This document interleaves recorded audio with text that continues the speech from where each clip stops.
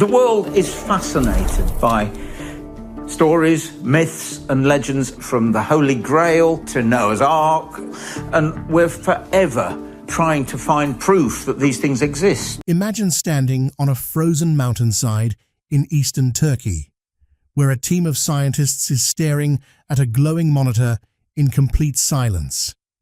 Every second, a robotic camera descends deeper beneath the ancient rock, revealing something that should not exist according to everything modern geology teaches.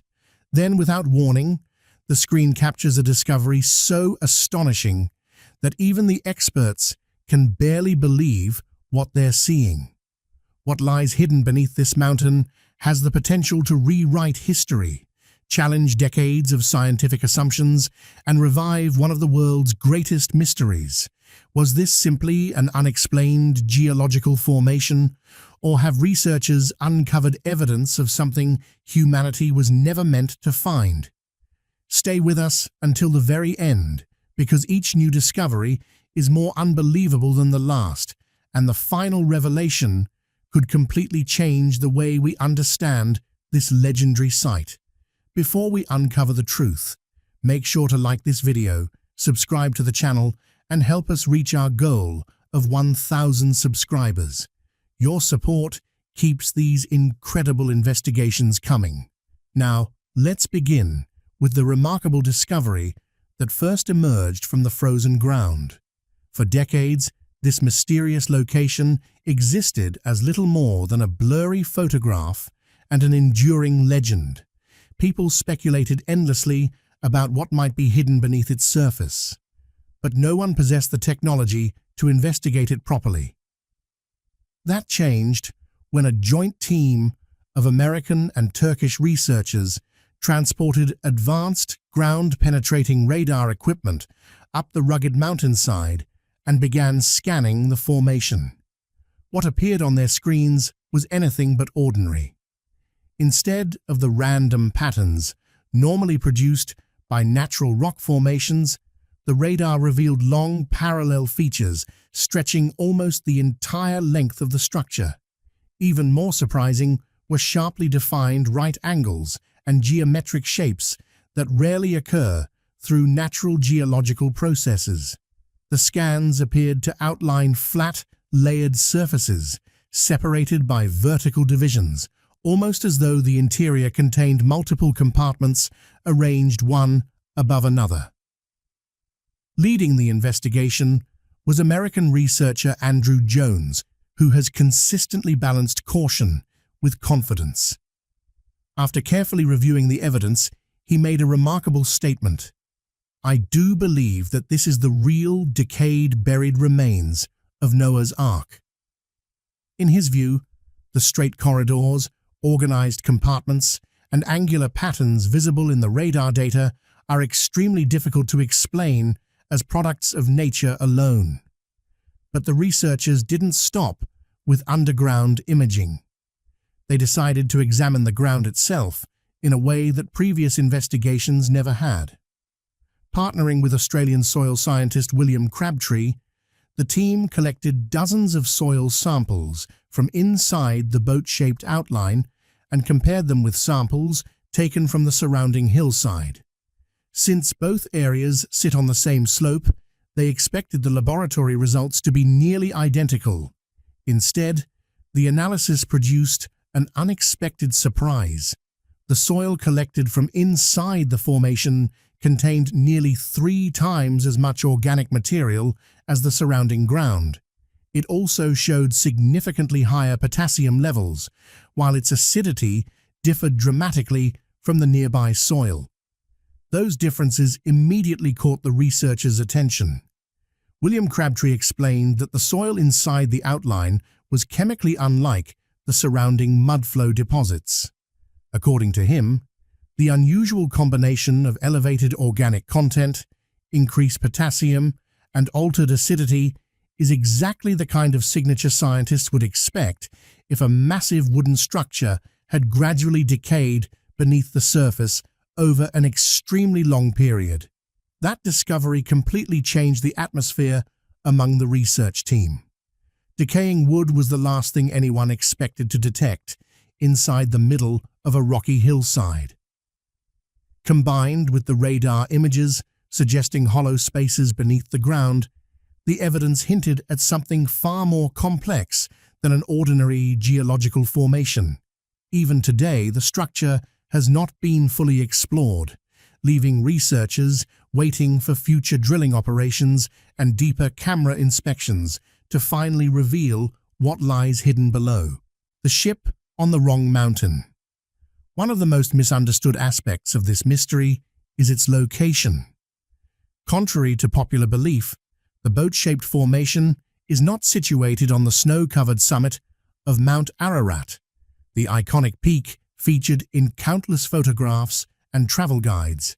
Instead, it rests roughly 18 miles south on the rugged slopes near Mount Tenderek, a volcanic region close to Turkey's border with Iran.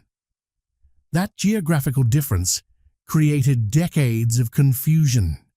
Most expeditions focus their efforts on climbing Greater Ararat, convinced that if Noah's Ark had survived, it would be buried somewhere beneath the mountain's glaciers. Meanwhile, this unusual formation remained on a separate mountainside, attracting only occasional local interest while receiving relatively little attention from mainstream archaeology. Long before satellite imagery, television documentaries, or international research teams reached the area, nearby villagers already knew about the strange formation. They had a simple name for it: the ship. This wasn't a modern marketing label created to attract tourists. It was part of local tradition, passed down through generations for many years. Whether those stories preserve fragments of genuine history or represent local folklore is still debated, but they helped ensure that the site was never entirely forgotten. At ground level, the formation doesn't immediately stand out. It blends naturally into the rugged landscape, surrounded by rocky ridges and uneven terrain, typical of eastern Turkey.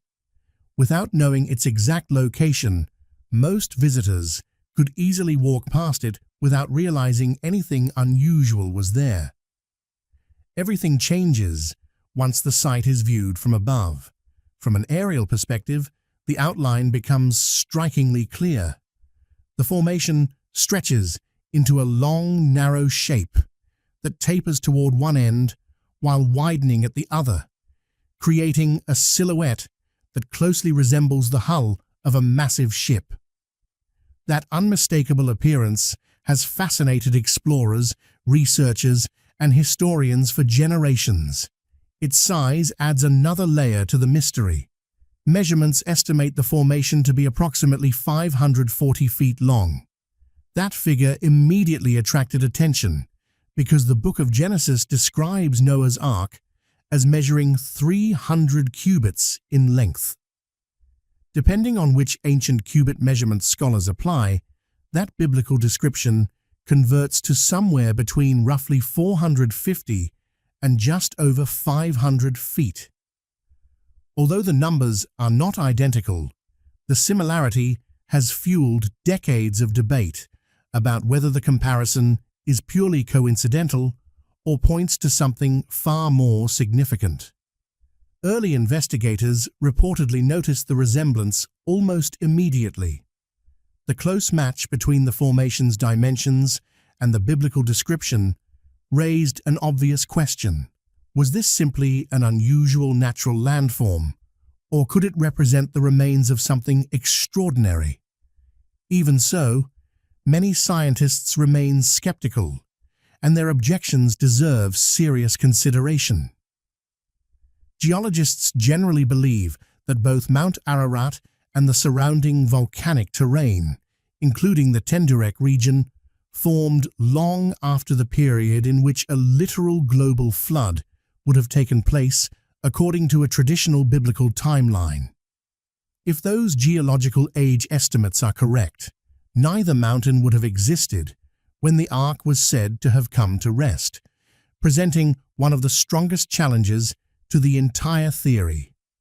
For many geologists, One issue alone is enough to dismiss the entire theory. If the surrounding mountains formed long after the biblical flood is believed to have occurred, then the site cannot represent Noah's Ark. From that perspective, there is little reason to examine the remaining evidence. Yet despite those scientific objections, curiosity surrounding the formation never disappeared. Instead, it continued to grow. What transformed this remote location into an international mystery wasn't a groundbreaking excavation or a major scientific publication. It was a single photograph taken from the sky. That one image changed everything. Almost overnight, an obscure feature known mainly to local villagers became one of the world's most debated archaeological enigmas, attracting scientists, explorers, historians, believers, and skeptics alike. Decades later, the arguments sparked by that photograph are still far from settled. The photograph that refused to be forgotten. The story of the modern investigation didn't begin with archaeologists digging through ancient ruins or biblical scholars searching old manuscripts. It began during a routine military mapping operation. In the fall of 1959, Turkish Army Captain İlhan Durupinar was reviewing aerial reconnaissance photographs collected during a NATO surveying mission. Most of the images simply documented the region's topography, offering nothing beyond ordinary geographical information. Then one photograph immediately caught his attention.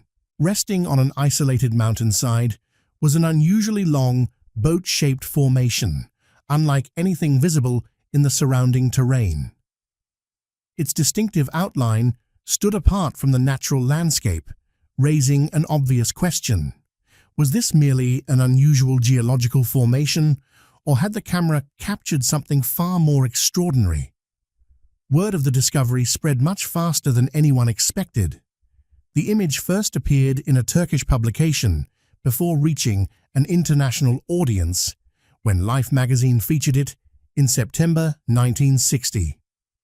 Suddenly, a remote hillside in eastern Turkey found itself at the center of worldwide fascination. If the outline truly resembled a gigantic ship, many wondered whether it could somehow be linked to the biblical story of Noah's Ark. Before long, an expedition was organized to inspect the site firsthand. Captain Durupinar joined the investigation alongside an evangelist and Arthur Brandenburg, an American photography professor from Ohio, known for his expertise in interpreting aerial and stereoscopic imagery.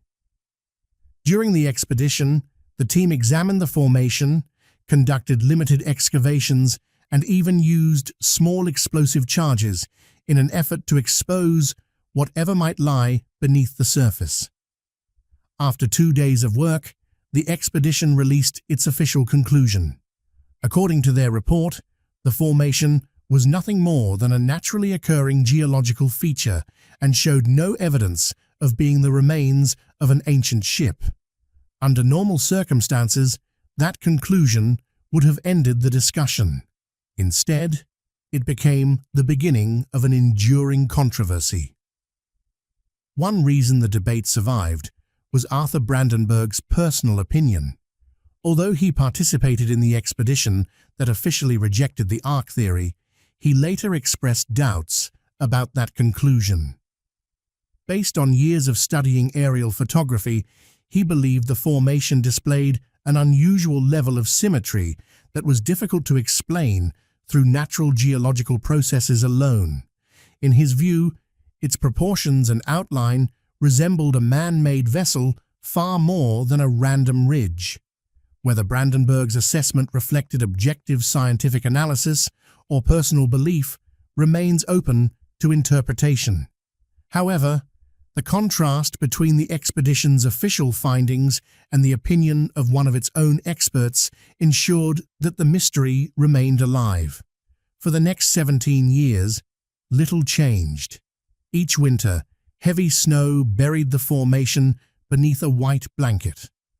The remote mountains grew quiet, public attention faded, and it seemed as though the mystery might gradually disappear.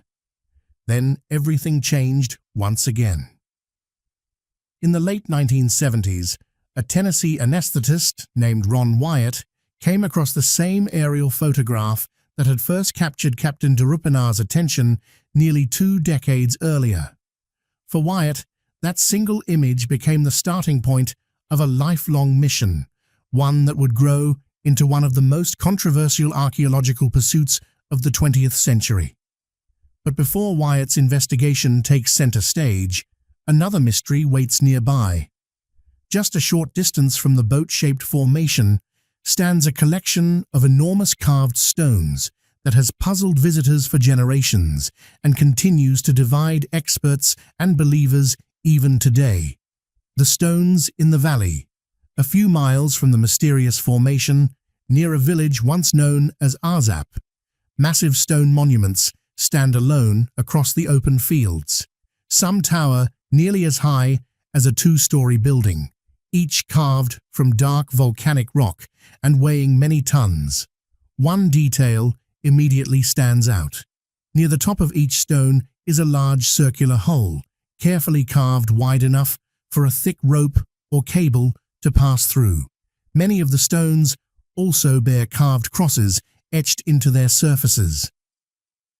For years, supporters of the Ark theory embraced a dramatic explanation. They claimed these were ancient anchor stones, massive weights supposedly dragged behind Noah's Ark to stabilize the vessel during the violent floodwaters. Local traditions often reinforced that interpretation, making the story even more compelling. Modern archaeological research, however, points toward a very different conclusion. These monuments are not ship anchors at all. In many ways, their true history may be even more remarkable than the legend itself. The region forms part of the ancient Armenian highlands, once the heartland of the powerful kingdom of Urartu. Across this landscape, archaeologists have documented numerous standing stones, nearly identical to those found near the formation. Among Armenians, these monuments are traditionally known as dragon stones or vishapaka, ancient megaliths, whose original purpose remains a fascinating subject of historical research and ongoing debate. Recent research has revealed that the enormous carved stones near the site are far older than many once believed. A detailed study examined more than 100 of these monuments and concluded that some date back over 6,000 years. Archaeologists now associate them with ancient water-related rituals, while the crosses carved into many of them were added centuries later by Armenian Christians who reused the older pagan monuments. The stones are undoubtedly ancient and mysterious, but they are almost certainly not the anchors of Noah's Ark. That discovery highlights the central mystery of the entire site. Facts and legends often overlap, but they don't always point to the same conclusion. No one demonstrated that determination more than Ron Wyatt, a Tennessee nurse who devoted more than 2 decades of his life to proving the formation was Noah's Ark. Without formal archaeological training, Wyatt repeatedly returned to the mountain, convinced he had discovered petrified wooden beams, metal fittings, iron patterns, and even the ribs of an ancient ship buried beneath the earth. He passionately defended his discoveries through lectures and books, earning devoted followers who believed he had uncovered one of history's greatest secrets. However, most archaeologists and geologists who later examined his evidence found it unconvincing. Many of Wyatt's methods were criticized, and follow-up investigations failed to confirm the structures he claimed to have detected. Perhaps the most surprising criticism came not from skeptics, but from Christian organizations that strongly believed the biblical flood occurred. After conducting their own investigations, several concluded that the formation did not provide convincing evidence of Noah's Ark. Even Wyatt's close collaborator, David Fasold, eventually changed his position. After further research with professional geologists, he publicly withdrew his support for the Ark claim, illustrating just how deeply divided even supporters became over the evidence. Yet the mystery refused to disappear. One reason is that stories of a catastrophic flood exist in cultures all over the world. Historians have documented hundreds of flood traditions, many describing a devastating deluge, a chosen survivor, and a great vessel that preserved life. Ancient Mesopotamian texts, including the famous flood story preserved on Babylonian tablets, share remarkable similarities with the biblical account. These traditions continue to fuel interest in whether they preserve memories of a real ancient event or simply reflect powerful myths passed through generations. So where does the evidence stand today? Most geologists continue to argue that the boat-shaped formation is a natural geological structure created through erosion and volcanic processes over thousands of years.